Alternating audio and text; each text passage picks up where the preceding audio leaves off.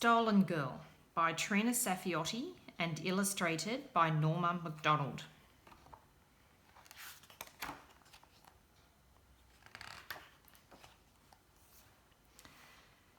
She wakes to the sound of the bell ringing and stumbles out of bed. "Hurry up before you get in trouble," the older girls warn her. The girls eat their breakfast of bread and milk and no one talks. This is just one of the many rules at the children's home. In the early morning silence, her thoughts wander back to her life before she came to this place. She used to live with her mother in a corrugated iron house with a huge yard that seemed to stretch to the sun. Each morning they would sit on the veranda, eating damper thick with golden syrup and drinking sweet milky tea. Her mother took her to the river every day and taught her how to fish and swim. As they walked, she learnt how to hunt goanna. On the way home, they would collect sugar bag honey from the eucalyptus trees. In the afternoons, her mother rested in a hammock strung between two old river gums, and the girl would play with a family of lizards. Their evenings were spent sitting around the fire, listening to their elders tell stories of the old days. One hot and dusty day, they walked into town.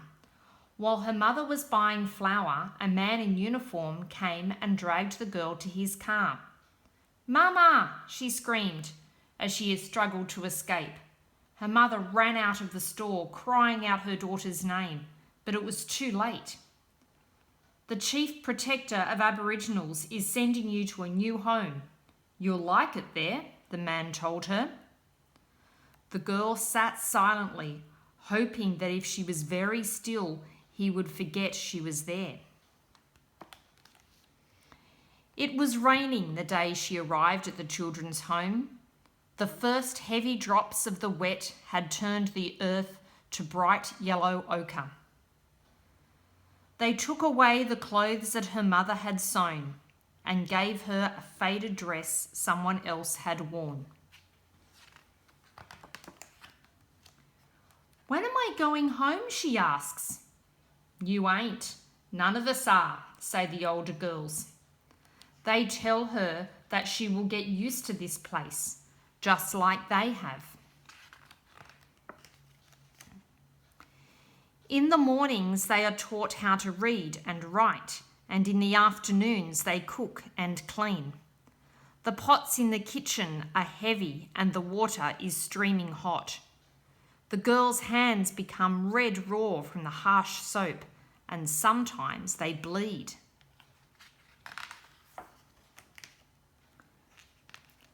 At the end of each day, she is exhausted.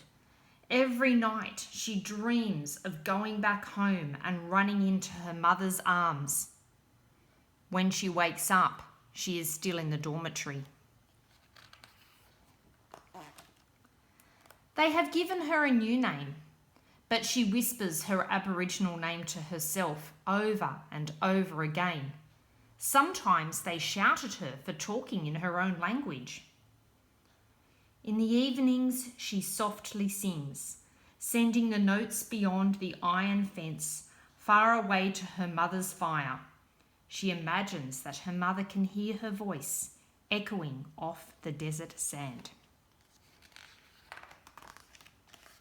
She dreams she is a star, shooting through the dark night. "Here I am, Mama. I have not forgotten your stories," she says as she snuggles close to her. Again, she wakes to the ringing bell. Weeks and months pass. Winter comes, and the girls are made to do their exercises in the yard. Shivering, they huddle together to get warm. She dreams her mother is waiting at the gate, wearing her best dress. "Time to come home now," her mother says with a shy smile. The people from the children's home drag her away. Some of the older girls are taken by white families to work as domestics, and she hears them being told they are lucky.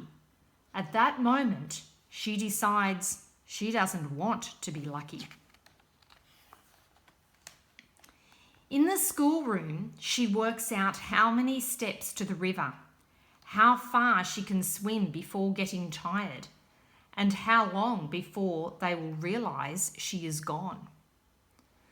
The weather gets warmer, and she practices gliding beneath the surface of the water, barely making a ripple. And then the time comes. Early before the bell starts ringing, she slips from her bed and walks silently through the halls.